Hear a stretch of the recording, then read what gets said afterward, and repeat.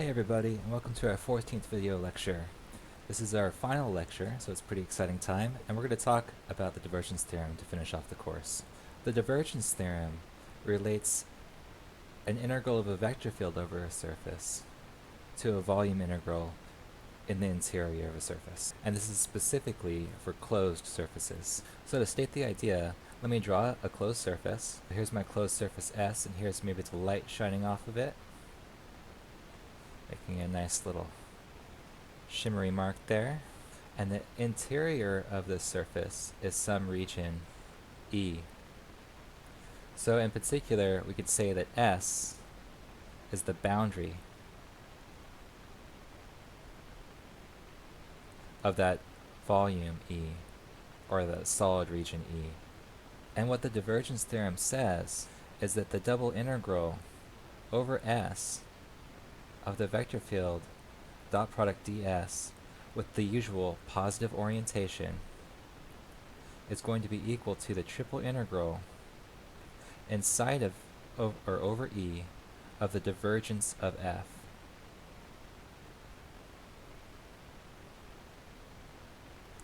And this is a really cool theorem with a lot of interesting physical interpretations. But you can immediately see some utility, because I can imagine situations where doing a surface integral could be really very difficult, but the associated volume integral might be relatively easy, in particular if the divergence of the vector field has a very simple form. Alternatively, I could think about a case when the vector field has a particularly easy description, or the dot product of the vector field with the local normal unit vectors are particularly simple, in which case, that could drastically simplify a certain volume integral. So this is another case when changing between one or the other could really help us out. Sometimes we also hear the divergence theorem called Gauss's theorem, though it was discovered around the same time by more than one person. One of the really interesting physical interpretations of the divergence theorem, or Gauss's theorem, has to do with gravitational fields. So I want to imagine that I'm out in space, and in space I've got some planets, and maybe an asteroid or two. And I'm at a very safe distance. I'm lots and lots of miles away, outside a bubble which surrounds all of these things. So I'm allowed to walk around outside here where I can't disturb anything. But I walk on every point on this surface in three-dimensional space, and I look and I measure the gravitational force that I experience, which is the net amount of gravitational forces from all of these guys. The cool thing about gravitational force is that the divergence of the gravitational force experienced by a particle whose mass is just one unit is equal to the mass density. So what the divergence theorem says is that if I walk around the surface and I just measure the amount of gravitational force that I'm experiencing, which is just going to be, if I'm normal to the surface, it's going to be the local component of the gravitational field perpendicular to the surface, and I add all those up, so I just do the double integral over S of f dot ds, this will be equal to the triple integral over E of the divergence of the gravitational field, which is the triple integral over E of the mass density, dV, which is the total mass. So the really cool interpretation here is that I can calculate the total mass inside the bubble that I walk around just by observing the local gravitational field at every point in the bubble as I walk around. But I need to be able to go to every single particular point and measure that local field perpendicular to that surface that I'm looking at. So maybe I simultaneously have a friend at every point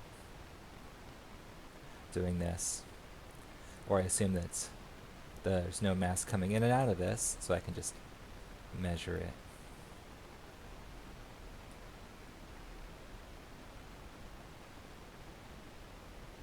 I'm just walking around my surface and I'm measuring the local field. So that's a really cool thing.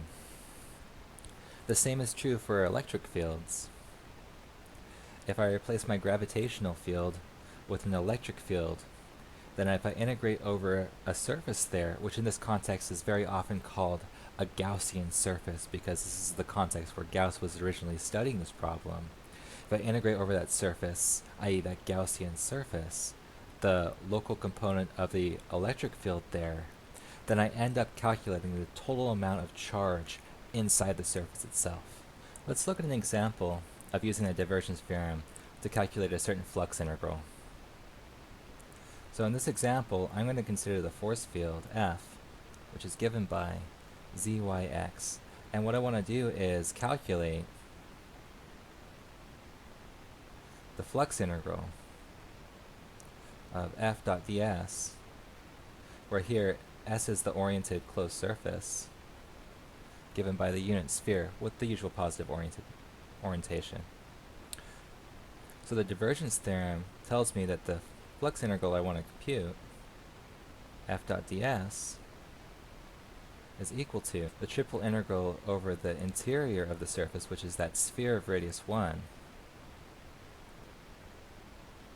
or let's call it a ball of radius 1,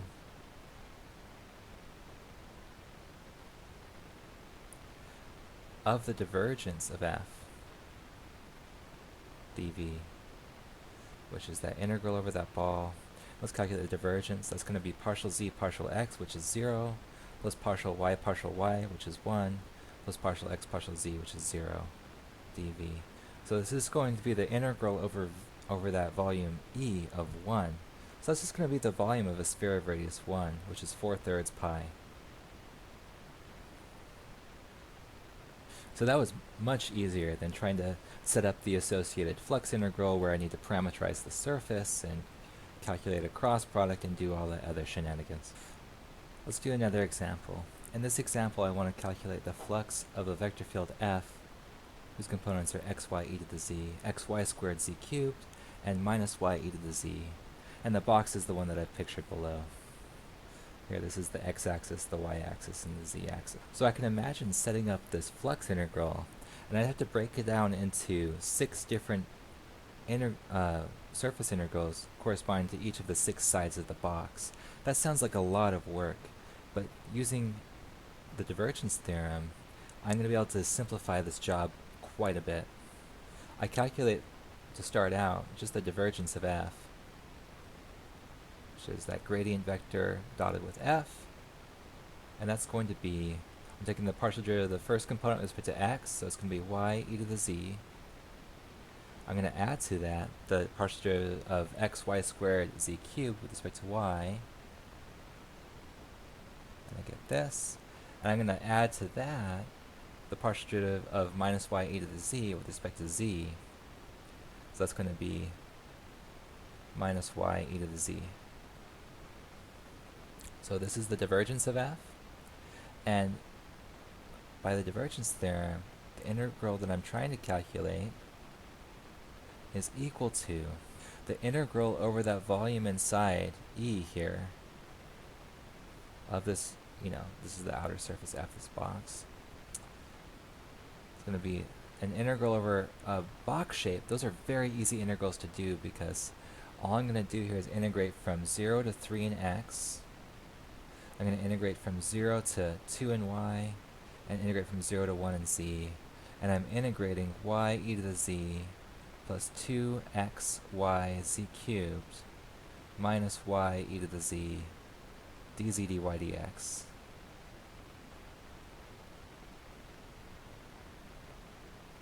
And I'm sure that at this point you guys are quite familiar with calculating these kind of things. And if you try that at home, you should end up with 9/2. But that was a heck of a lot easier than calculating the flux integral. Let's do one more example. In this example, I want to calculate the double integral over S of f dot ds, that flux integral, where f is the vector field, x e to the y, z minus e to the y, and minus xy. And S is the ellipsoid, given by x squared plus 2y squared plus 3z squared equals 4. The divergence theorem tells us that this flux integral will be equal to the triple integral over the interior of that ellipsoid of the divergence of f, which will be e to the y minus e to the y plus 0 dv So it's the triple integral over E of 0, which is just 0. So that's much, much easier to calculate than the associated flux integral. The divergence theorem also gives us a different proof that the double integral of the curl of a vector field over a closed surface is 0. Specifically, if I've got a closed surface,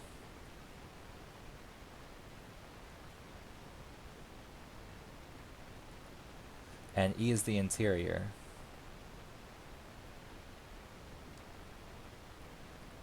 then the divergence theorem that tells me that the curl of F dot product with ds is equal to the triple integral over E of the divergence of the curl of F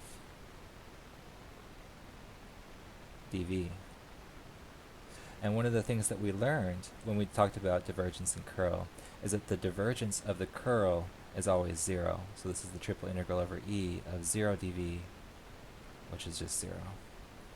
So again, that's a nice and completely separate proof that when I integrate the curl of a vector field over a surface, I get 0. We can also use the divergence theorem to prove some other fun things. For example, if I try to get the flux integral of a constant vector over a closed surface, I have to get 0. And the proof of that is really easy. Again, we just directly apply the divergence theorem and say that the double integral over S of A dot ds is just going to be equal to the triple integral over S of the divergence of that constant, but the derivative of any constant is going to be 0. So this is, this is the triple integral over the interior E of 0, which of course is just 0. Put a little victory box there too. Another really cool consequence of the divergence theorem has to do with directional derivatives of scalar fields.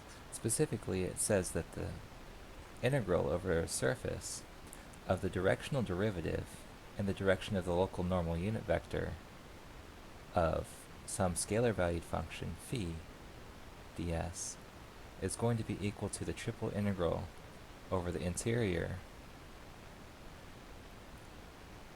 of the Laplacian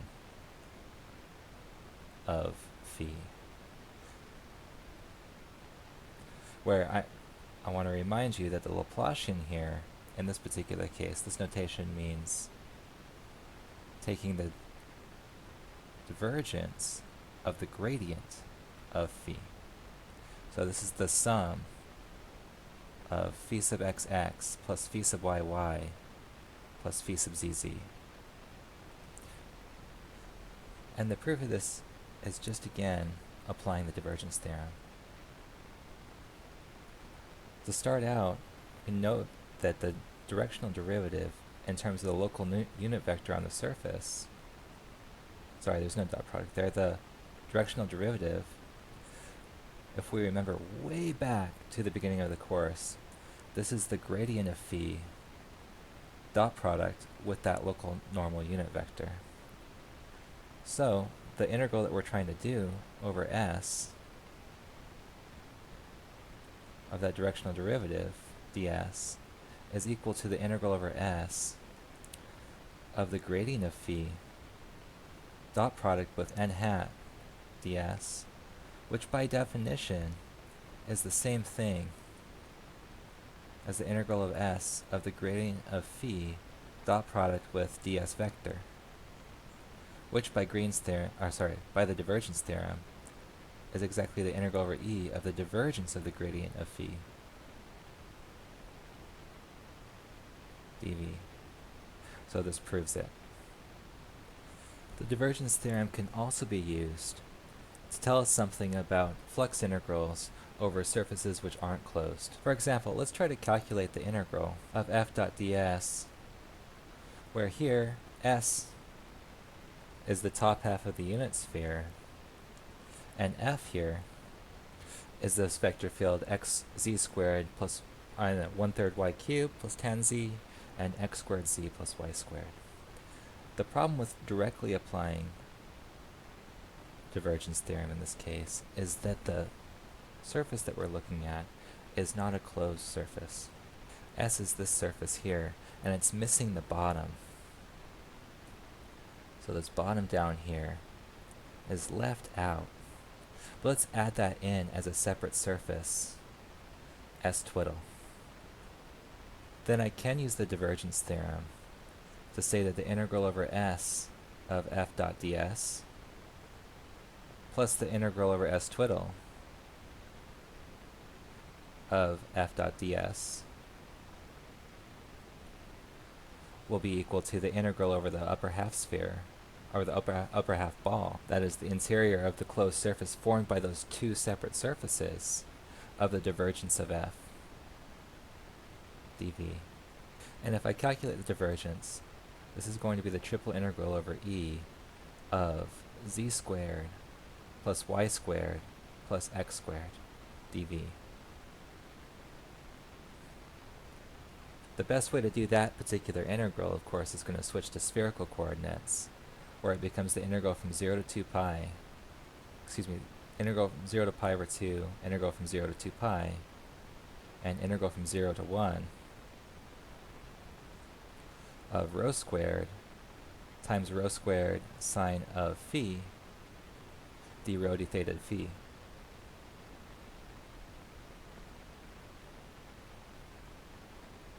And if you evaluate this integral, this gives us 2 pi over 5. So this gives me a relationship between the integral over S, which is really difficult to do if I look at this vector field, and the integral over S twiddle, which hopefully will be much easier. And the orientation here needs to be consistent, so S has to have this outward orientation here, and S twiddle needs to have this downward orientation here.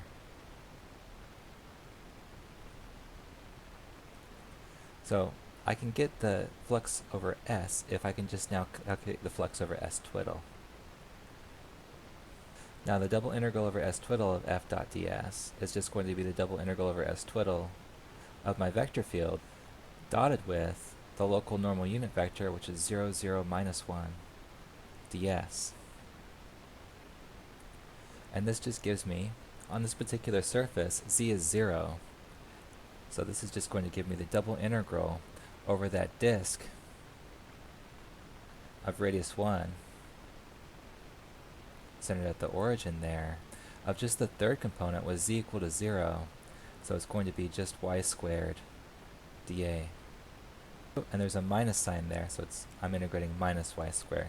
And the nice way to do this integral is just to switch to polar coordinates. So this is going to be the integral from 0 to 2 pi, integral from 0 to 1, of minus r squared sine squared of theta dr d theta. Oops, r dr d theta. Don't forget our Jacobian. And when I evaluate that, I get minus pi over 3.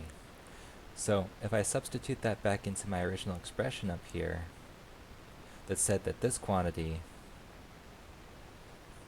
was equal to 2 pi over 5, then I end up with the result that the integral that I wanted to starting out, this flux integral over the surface S, plus minus pi over 3 is equal to 2 pi over 5.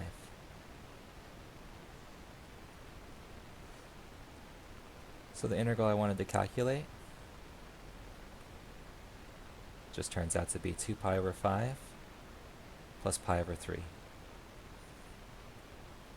So that's a good stopping point here for us.